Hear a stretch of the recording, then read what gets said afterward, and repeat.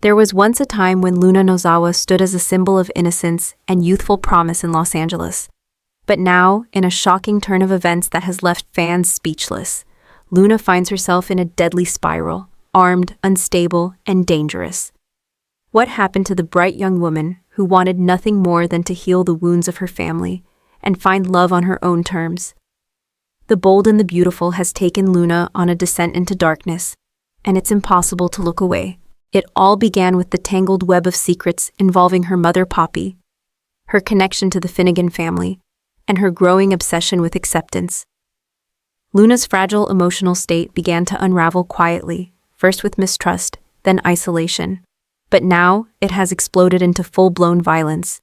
In an unexpected escalation, Luna somehow ends up with a loaded firearm in her possession, a chilling metaphor for how far she's fallen from the wide-eyed dreamer fans first met. The setting is tense. A confrontation with Sheila Carter, arguably the most dangerous woman in soap opera history, ignites a firestorm. Sheila tries to wrestle the weapon away, but Luna refuses to back down. It's a battle of wills between two explosive personalities. But when the struggle ends, it's Sheila who falls first, gunned down by Luna's shaking hands. The moment is haunting. Sheila, the villain, becomes a victim. Luna, the sweetheart, becomes the shooter. Viewers might have expected Luna to panic, to drop the gun and scream for help. Instead, something darker flickers in her expression. Is it fear or fury? Has the trauma of her life finally turned her into something she never wanted to be?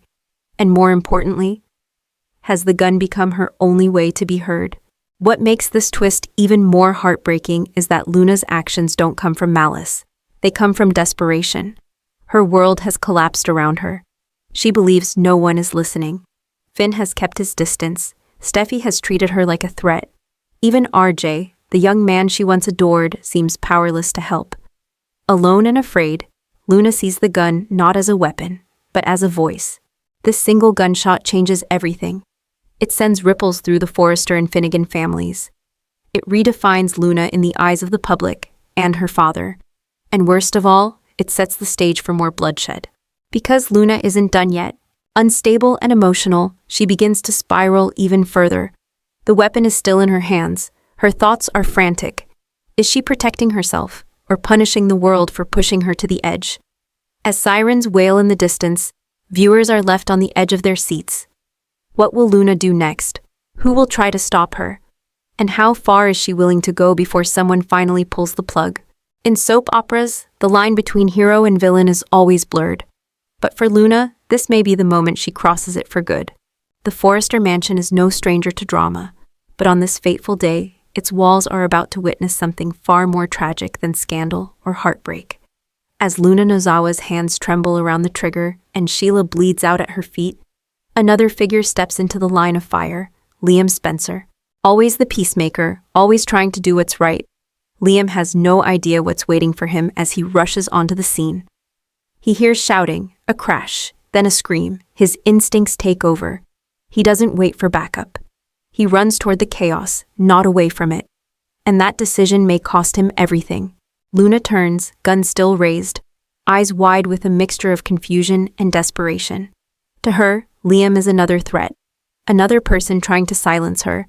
Another figure trying to rip away her control. There's no time to explain, no space for reasoning. In that brief, horrifying instant, a second shot rings out. Liam falls. The room goes quiet. For a moment, all that can be heard is the distant sound of sirens and Luna's shallow breathing. Her grip on the gun loosens, just slightly.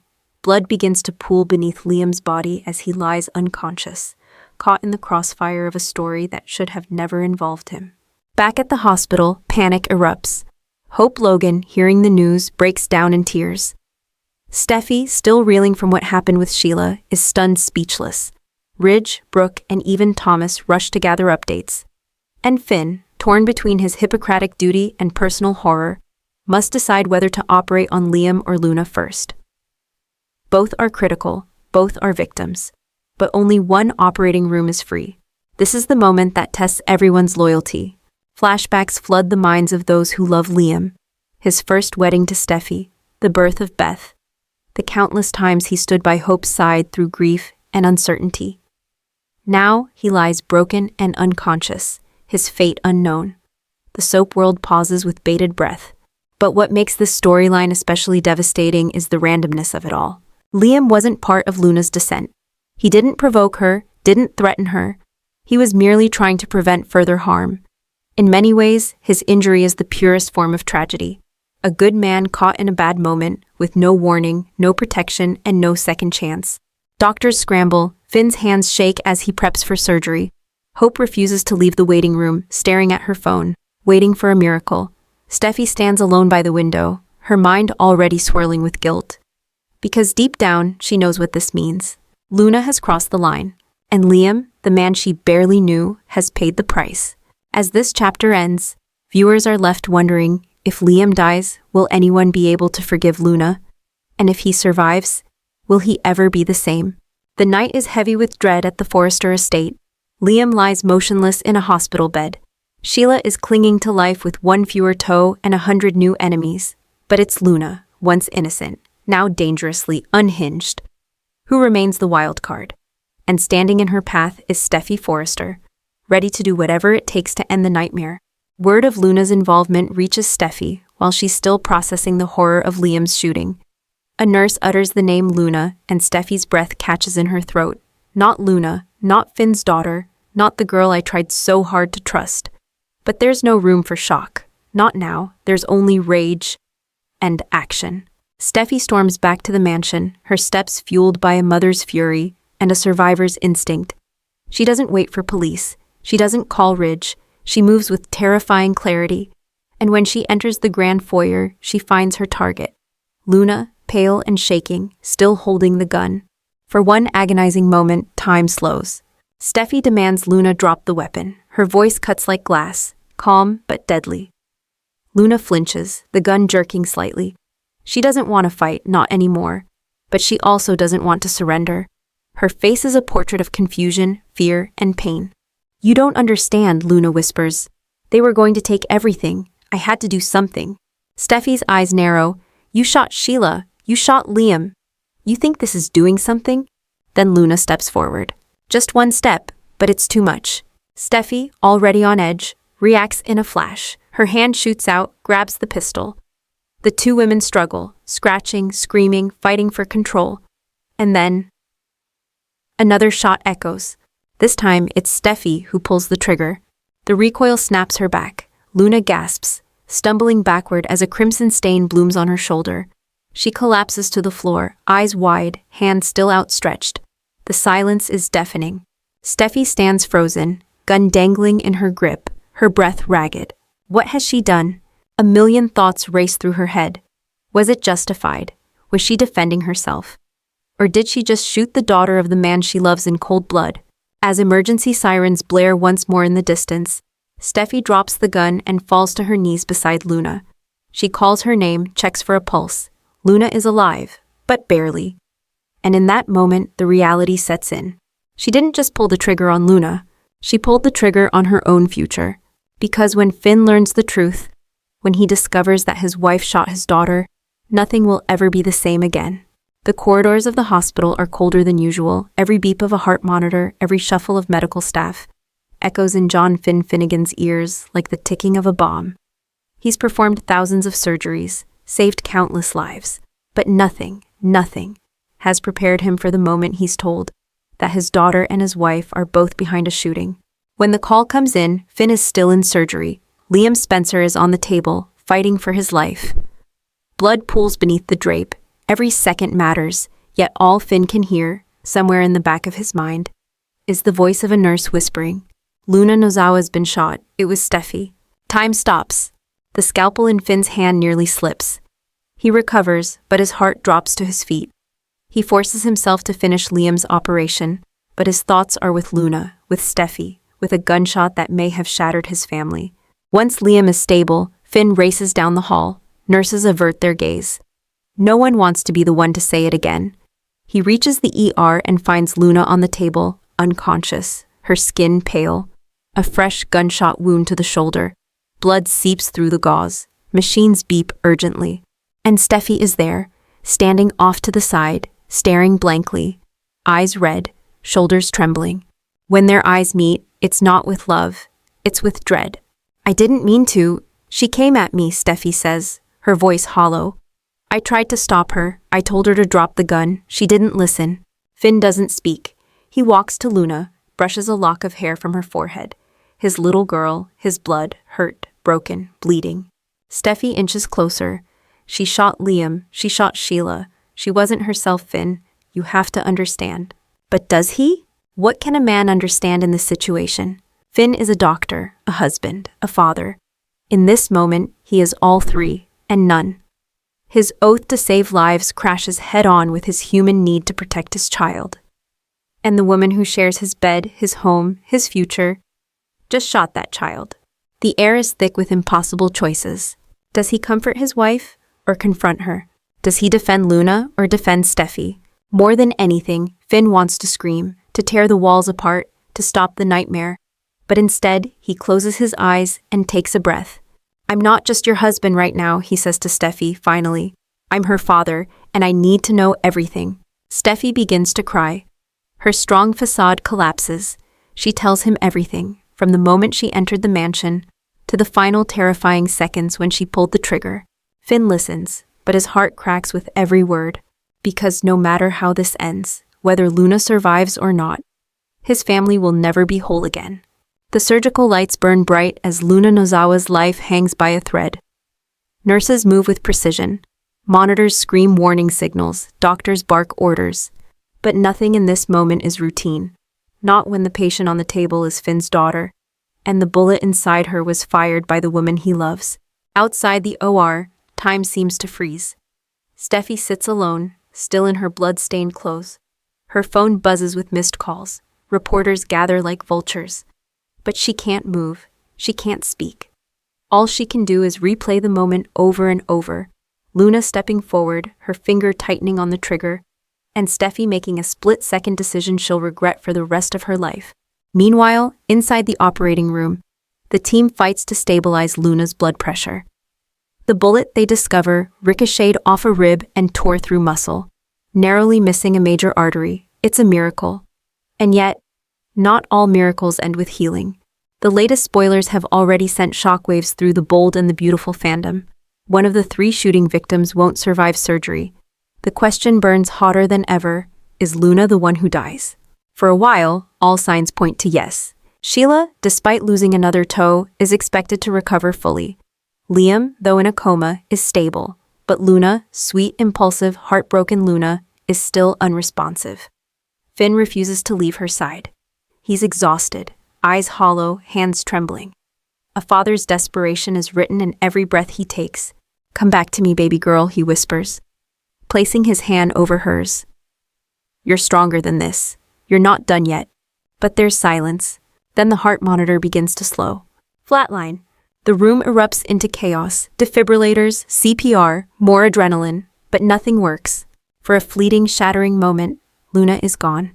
Steffi collapses in the hallway, sobbing uncontrollably. Finn stares at the lifeless body of the daughter he barely got to know. Ridge and Brooke arrive too late to stop the tragedy. And for the audience, it feels like the end of a heart-wrenching arc. But then, just as quickly, the monitor beeps again. A weak rhythm, a flutter of hope.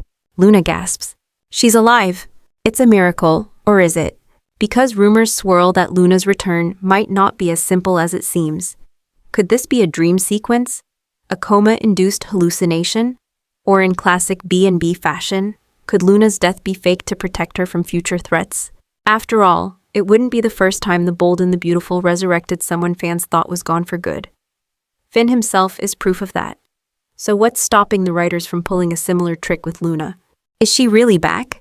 Or is her survival just the beginning of another twisted storyline? One thing's certain, when Luna finally opens her eyes, if she truly does, the world around her will be forever changed. Trust will be shattered, loyalties tested, and the question will linger. Will she remember who pulled the trigger? Because memory can be more dangerous than a bullet. For a moment, everything stood still. The machines had gone silent. The doctors had stepped back, and the grief in Finn's eyes had begun to harden into disbelief. But then Luna breathed, a fragile, miraculous breath. And with it, 1,000 questions were reborn. Did she truly survive? Or was this just a trick of the mind? In the days that follow, Luna hovers in a state somewhere between life and death, neither fully present nor entirely gone. Her coma becomes the centerpiece of speculation, fear, and hope. And as always in The Bold and the Beautiful, nothing is ever as it seems. Steffy begins to see her everywhere, in dreams, in reflections, in shadowed hallways of the Forrester estate. Luna's presence haunts her, not just in guilt, but in a chilling, almost supernatural way. At first, Steffy believes it's her conscience playing tricks, but then, she hears Luna whisper her name. Not once, not in sleep, but fully awake. "You left me." The voice sends chills down Steffy's spine. Has Luna's spirit detached from her comatose body? Is this revenge from beyond? Or is Steffy finally cracking under the weight of what she's done? Meanwhile, Finn is consumed with obsession. He spends his nights in Luna's hospital room, watching her breathe, praying for a sign. When her fingers twitch, he thinks it's progress. When her eyes flicker, he believes she's trying to come back. But then, Luna suddenly mutters a word in her sleep. "Steffy," just that name, nothing more. It's enough to reignite fear in Finn's heart. Because if Luna remembers what happened, even in fragments, everything changes. His love for Steffy, his loyalty to his daughter, his entire foundation as a husband and father, would split in two. And yet the mystery deepens. Elsewhere, whispers emerge. Was Luna's death staged? Could someone have intervened to help her disappear and re-emerge later for a bigger plan? Sheila, with all her twisted experience in faked deaths and false identities, could easily orchestrate such a plot, especially to protect her granddaughter from further danger. Another theory takes hold online and among fans. What if this isn't the real Luna? Could the woman lying in the hospital bed be a double, part of a twisted scheme by Poppy, or even a revenge ploy from someone in the Forrester orbit? And of course, there's the most soap-tastic theory of all: ghostly vengeance. Could Luna's soul be trapped between worlds, seeking justice? Soap operas have flirted with the supernatural before, and with Steffy's sanity on the edge, this storyline could tilt into psychological horror. What's undeniable is this: Luna's presence, real or not, haunts everyone. RJ, devastated, starts digging into surveillance footage from the mansion. He uncovers audio fragments, enough to suggest that Luna didn't fire first, and may not have been fully in control of her actions. But before he can show the evidence, it mysteriously disappears. The atmosphere thickens with suspicion. Who's covering up what? Is Luna a victim, a threat, or a phantom? And if she does wake up, truly, fully, what will she say? What will she remember? And more chillingly, what will she want? Because whether as a survivor, a ghost, or a legend in the making, one thing is clear: Luna's story is far from over. The gun may have fallen silent, but the echoes of that night still ring louder than ever. The Bold and the Beautiful has entered a new era, one drenched not in glamour or passion, but in grief, guilt, and rage. The fallout from Luna's shooting has left no one untouched, and as the dust settles, the fractures in every relationship begin to show. Steffy Forrester tries to return to normal. She walks the corridors of Forrester Creations in designer heels and a forced smile. But behind closed doors, she's a wreck. Every reflective surface shows her Luna's eyes. Every time she touches Finn, she wonders, does he still see me the same way? Or does he see the woman who shot his daughter? She starts having nightmares, Luna's face pale, blood trickling from her mouth, whispering, "You pulled the trigger." Sometimes the dreams end with Luna vanishing. Other times, they end with Finn turning away from her. Forever, her sense of control is gone. The once powerful co-CEO now clutches at her authority like a mask. At home, she's barely holding her family together. At work, whispers follow her like a shadow. Even Ridge, her strongest supporter, starts to hesitate when defending her. "You did what you had to do," Ridge tells her. But then he adds, "I just wish it hadn't come to that." Meanwhile, Finn exists in limbo. He spends his days caring for Liam, who still hasn't awakened, and his nights in Luna's hospital room. Every beep of the machines, every slight movement of her fingers becomes a signal of hope or fear he doesn't even know anymore. His heart is pulled in two. Steffy saved lives, yes, but she also shot the only daughter he has. And although he knows Luna was spiraling, he also knows that Steffy chose to shoot. And then there's RJ, no longer the sweet sidelined younger Forrester. RJ becomes a man on a mission. He digs into surveillance, old messages, police reports. He wants to prove that Luna was manipulated, perhaps even drugged. He suspects Poppy knows more than she's saying. And more than once, he confronts Steffy with a fury that surprises even himself. "You didn't have to shoot her," he says, voice shaking. "You just didn't want her in your family." His words strike deep, not because they're true, but because Steffy can't be sure they aren't. Even Hope, who should be focused on Liam's recovery, finds herself at war with her emotions. She's grateful Liam's alive, but furious that this entire chain of violence was allowed to spiral so far. She blames everyone: Luna for losing control, Finn for staying silent, and Steffy for making the final call. And then rumors begin that Luna might never speak again, that when she wakes, her memories could be gone, or worse, selective. The uncertainty sends a chill through everyone, because if Luna does remember everything, will she seek justice? Or will she let silence speak for her? Some fans believe Luna's return will be gentle, an arc of redemption and healing. Others aren't so sure, because beneath Luna's soft voice and wide eyes always lived a fire, and that fire might be waiting to rise again. The sun rises over Los Angeles, but for the Forrester and Finnegan families, there's no light, only shadows. The trauma of what unfolded has changed everyone, forever. Luna Nozawa remains in her hospital bed, eyes closed, soul adrift between memory and oblivion. Finn watches over her like a man trapped in his own moral limbo, half-grieving father, half-loyal husband. His silence speaks volumes. He no longer knows who to blame, or whether blame even matters. All he knows is that he wants his daughter back. Steffy, too, walks through life like a ghost. She tries to smile for her children. She kisses Finn goodnight. But when she closes her eyes, she feels the cold steel of the gun in her hand, hears the echo of the shot, and sees Luna falling again and again. She's not just mourning what happened. She's mourning who she used to be.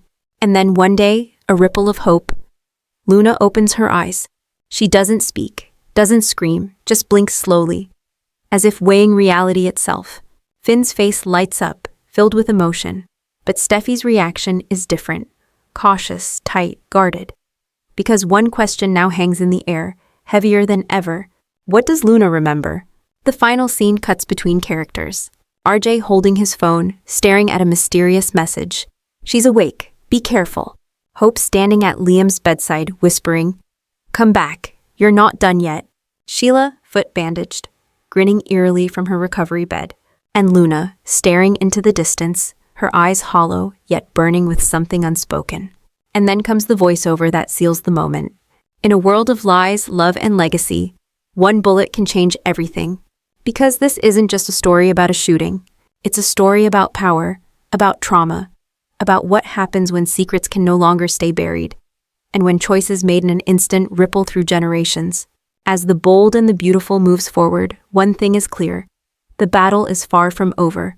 Luna's recovery or her revenge could shatter families. Liam's awakening could rewrite blame. And Steffy's guilt may evolve into something darker than anyone expected. Was this all a tragic accident, or the beginning of something far more dangerous? The answers lie ahead. Final call to action. Thank you for reading this exclusive preview of The Bold and the Beautiful. What do you think will happen next? Will Luna remember who pulled the trigger? Will Steffy pay the price? And can Finn ever truly forgive? Drop your thoughts in the comments, subscribe for more spoilers, and stay tuned for the next explosive twist. Hello and goodbye, I'm saying for now.